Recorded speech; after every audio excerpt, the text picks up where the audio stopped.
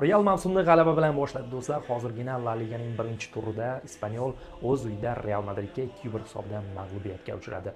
Real uchun, umuman Jose Mourinho uchun juda ham qiyin kechdi bu uchrashuv. Sababi avvaliga Jude Bellingham hisobni ochgan bo'lishiga qaramasdan, birinchi taymning o'zida mezbonlar hisobni tenglashtirdi. Ana undan keyin Realda ketma-ket vaziyatlar yuzaga keldi.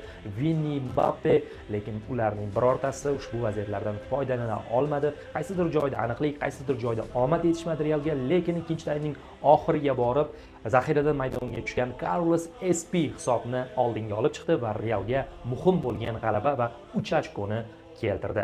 Jose Mourinhoning imzosi ko'rina boshladi do'stlar. Ushbu uchrashuvda Real o'tgan mavsumga qaraganda juda ham agressiv tarzda har bir to'p uchun oxirigacha kurash olib bordi desak to'g'ri bo'ladi.